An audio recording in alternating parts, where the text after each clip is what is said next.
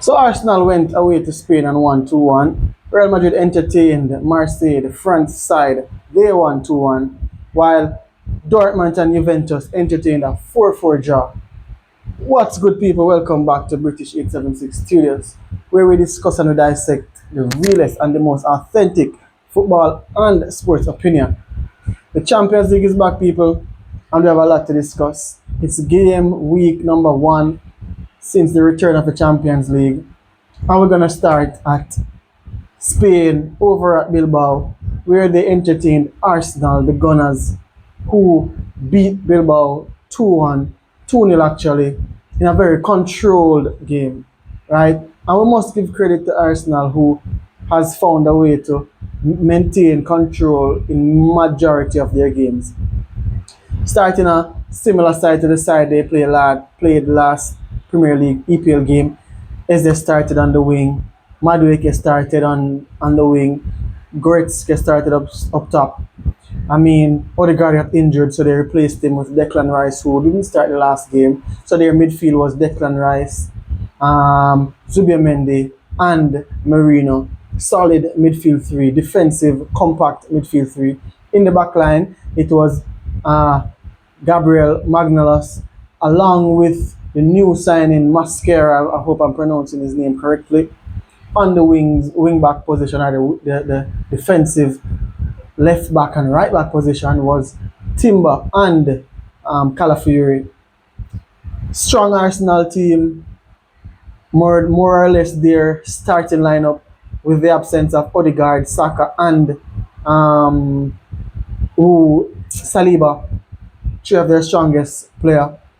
More or less still a strong Arsenal starting lineup up against a Bilbao team who has been demolished by Manchester United on two legs last season.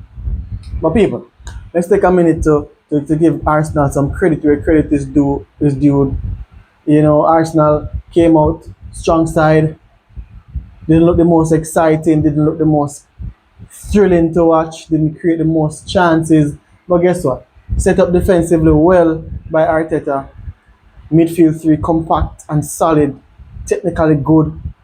Zubiamendi good on the ball, you know, spraying balls left and right, pass, you know, good with the short passes as well. You know, Declan Rice up and down, box to box as usual, with energy, with competence, with speed and power. And then Merino there with also a little competence, speed and power, and good on the ball, and have an instinct for goal. And it was a very good controlled game by Arsenal. I mean, Madueke, the stone that all the builders refused, seeming to be a very good signing for Arsenal. On their right hand side, replacement for Saka. And surprisingly, equipped with all the skills that Saka has, but a bit more direct towards goal, a bit more direct towards his wing back. Whoever is on defensive duty against him is a bit more direct. So cause is a bit more direct if you've ever defended against a winger. If he's more direct, it's gonna be more concerning for you, right? I would say Saka is a bit more clinically and efficient with his end product and his goal scoring and assisting. But I'm not going to tell you any lie. I'm not going to go around it. Madueke has been a very good replacement for Saka in his injury, in his absentees.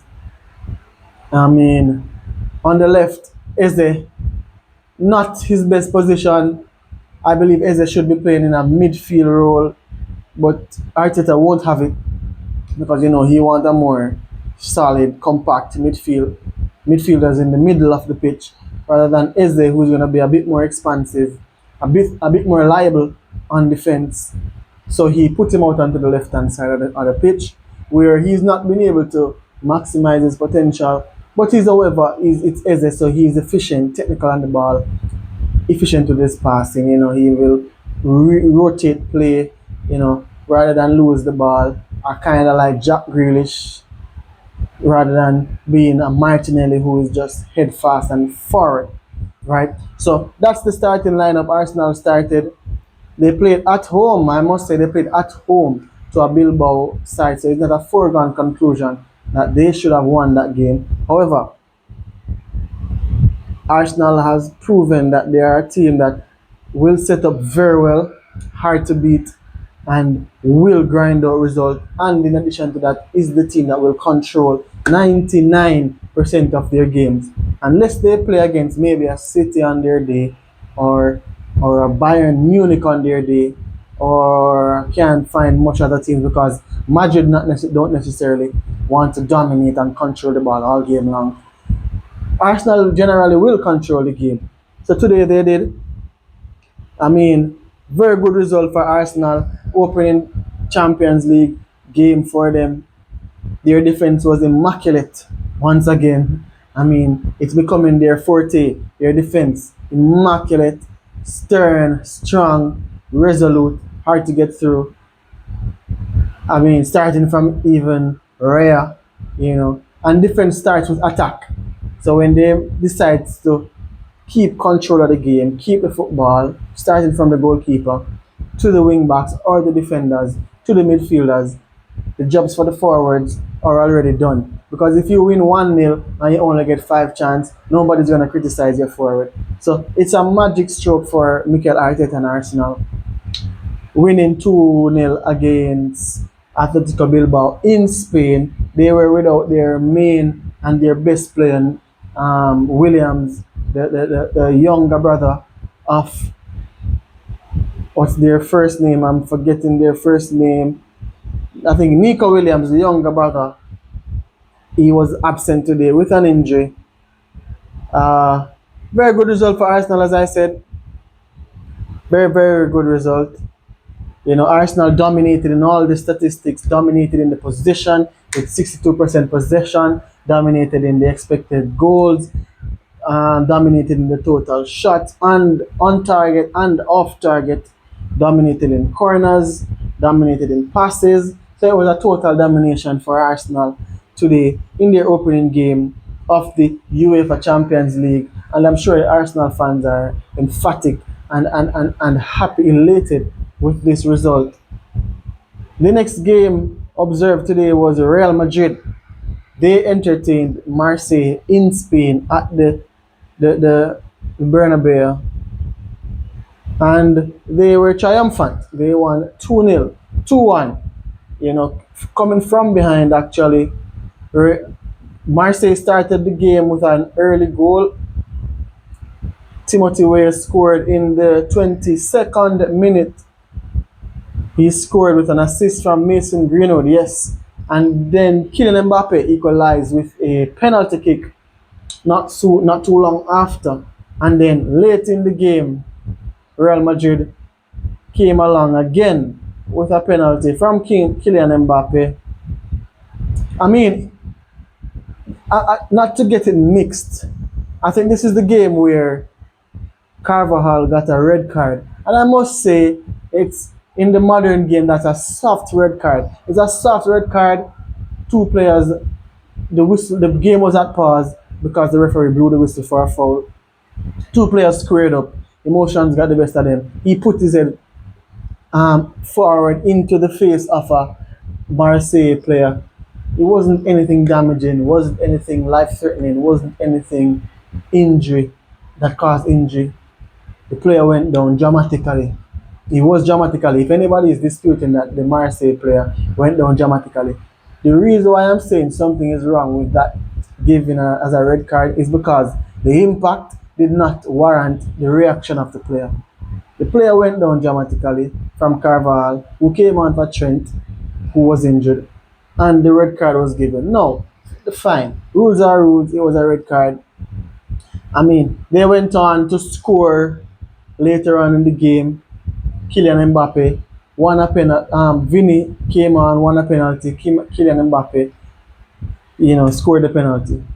I mean, Real Madrid, a team to note. New coach Xabi Alonso, former Real Madrid and Liverpool player, former Bayern Munich player as well.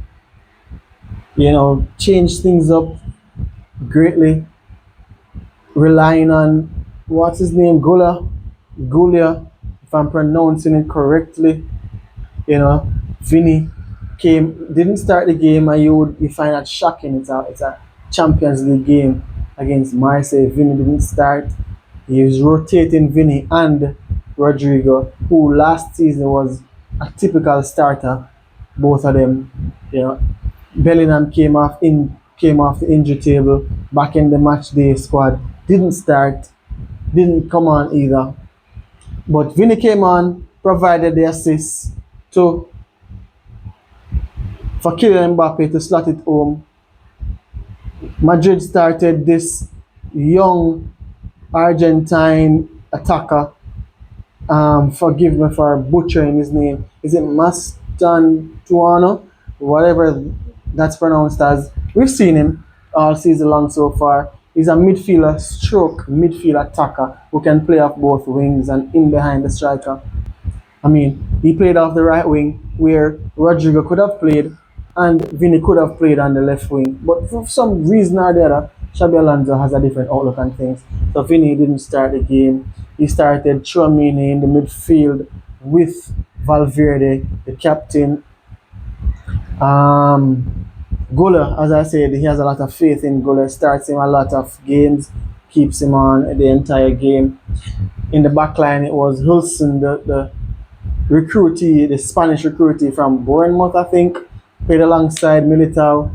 Trent start at right back, and Kerka start at left back. The Manchester United surplus to requirement left back. It's alarming that Manchester United can see such a talented Spanish player like that and does not include him or see the potential in him to play him in the Manchester United, to bring him back into the starting level at Manchester United. Courtois started also in goal. Very good outing for Madrid. Very good result for Xabi Alonso. They've won 4 out of 4 league games in La Liga. This is their first game in the Champions League and they've won as well. So it's a promising start for Madrid. Madrid in their league is up against Barcelona, who is also touted to be the team also to challenge for the La Liga title. But very good result. Played against a Marseille team who fitted Mason Greenwood in their side. Their number 10 was their most promising player all game, even though he didn't score. Timothy Weah was their goal scorer. Mason Greenwood, a very attacking, a threat all game long. I was hoping he would have, produced a more dominant performance to put his name on the transfer list for Real Madrid or Barcelona. But however, it's not the end of the day. Mason Greenwood, I was gonna say English international, but they're not gonna call him to play for England. He denied to play for Jamaica just up until this point and this previous international break. He might have to, relinquish his stubbornness and come and play for Jamaica. Pause. Come and represent the Reggae Boys. Pause.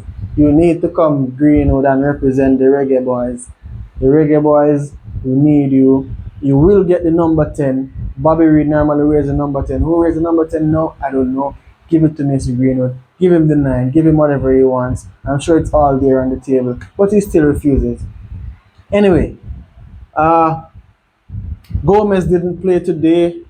The ex-Manchester United player didn't play today. Normally starts for Marseille. However, their coach didn't see it fit to include him today. What's the name of their coach again? De Zerbi, a coach that was looked at by Manchester United and other top teams, but he chose to go to Marseille. So, people, that's it for those 2 games, the viewed games. If you're still here, hit that like button, click that subscribe button. If you're new, comment in the comment section what you thought, Arsenal fan, what you thought about your opening Champions League games thus far. Do you think you can go all the way? You went to at least last season, you went to at least the knockout stage or the quarterfinals. Didn't think you go to the semis. I think they went to the quarterfinals and lost to PSG. Or was it the semis? Remind me, let me know in the comment section. Can you go further? The onus is on Arsenal to go further this season. Arsenal cannot afford to fall out of the Champions League yet again. In the knockout round, they have to at least go to the finals. That would count as maybe another step. But if you fall out of the quarterfinals or the knockout round, then it's a step down. And if you finish second again in the Premier League, then it's a step down. So with all the credit I'm giving Arsenal for their resoluteness, for their defensive stability, and their coach being able to continuously keep them at that level, just right there below the top tier teams. It's remarkable, you know. I would trade it as a Manchester United fan. I would trade it for that right now. But it's the next step for Arsenal. What do you think as an Arsenal fan? Is it enough? Does Arteta need to improve? Do you have the players to improve? Will Saka be the player that can carry to the next level? Is Odegaard that player? Will Martinelli be that player off the bench? Can Eze do it? Zubimendi, the new signing, will he be the guy to revolutionize the midfield for Arsenal? I'm not sure. You know, as Real Madrid dominant in past years in the Champions League, in their league, fell a bit short to the likes of Liverpool and Man City last season. Can Madrid go to the end? Are they in a rebuilding process? Will they not be able to go all the way? Can we say Madrid is one of the top two, top three teams this year? What do you think? Is Madrid one of the top two or top three teams this year in the Champions League based on potential, based on the squad, based on their signings? Is Arsenal one of those top two, top three teams based on the squad, based on their signings? So those were the two noticeable games today in the Champions League. There was a thrilling 4-4 draw with Juventus entertaining Borussia Dortmund at home. As a 4-4 draw with Juventus. Two teams, I would say, not favorites to win, not favorites to do anything damaging, but two teams nonetheless with potential. Also, Tottenham, who was off to a good start in the Premier League. They won at home to Villarreal 1-0. Didn't watch the game. They won at home to Villarreal. Their goal scorer was a own goal, right? They started a typical side that we've seen in the Premier League. Javi Simons, their new signing, started. He started on the left wing, similarly to the previous game. Could have started. They changed the striker from Tell to Richarlison. Sarr, Bergval, and Benkentor is the midfielders that they play today. Jet Spence, Porro, Van de Ven, and Romero, the same midfielders and defenders that they played last game, came out 1-0 victorious to Villarreal. Great start to their season for Thomas Frank and Spurs. You know, we must give them credit. It's a great start to their campaign this season. More Champions League game tomorrow. More Champions League game tomorrow. Uh, who playing tomorrow? Let me just look fixtures real quick. Wow, a whole host of game tomorrow. Newcastle entertains Barcelona at St. James's Park. That's one to watch. That's one I'll definitely watch. Napoli comes past, goes to the Etihad Stadium to play Manchester City. Games playing concurrently, so I won't be able to watch both at once. Obviously, it's possible. Might tune into both, one mainstream and one less. Are these games the same day? Wait, what date is today? Today is the. Let me get these dates right. Today is the 16th. So you're telling me the season games are gonna be played on a Thursday? Champions League games played on a Thursday this season? Let me do a proper. I don't want to. Use your fixtures game. Use your fixtures.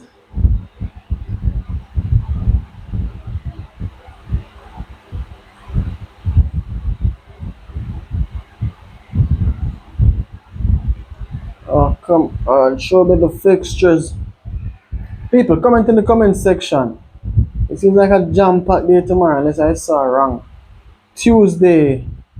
Okay, this is a good view of it. So, Champions League games are gonna be played on a Thursday. That's odd. That's new. Champions League games are going to be played on a Thursday. So tomorrow, Wednesday, the 17th of September, noticeable games. Bayern Munich host Chelsea in Germany. That's a big game for Chelsea, big game for Bayern Munich. Liverpool host Atletico Madrid, big game. Ajax host Inter Milan, another big game. I mean, Paris host Atalanta, that's a big game. So all those four games just mentioned will be played at once. The early games will be, I mean, Olympiacos entertains is that Paphos, and Slavia Braha entertain Bodo Glimt. So, good games tomorrow. We'll be tuning into the Bayern Munich entertaining Chelsea, and I will be tuning into the Liverpool entertaining Atletico Madrid. Two good games tomorrow. We're expecting it to be competitive. You know, who are you rooting for? Chelsea fan? Do you think Chelsea will be triumphant? I probably do a match preview tomorrow morning to that game. But people, the Champions League is back in full effect. Very good games today. Arsenal won their game away to Spain 2-0. Very good game, convincing game, dominated the game. It was solid, simple for them. I mean, Real Madrid won 2-1 at home to Marseille. Another good game for Real Madrid on the bounce. They won four in the league so far. It's another good game for Real Madrid. It's British 876 people. British 876 Sports. Hit that like button, hit that subscribe button, leave a comment in the comment section. We're out.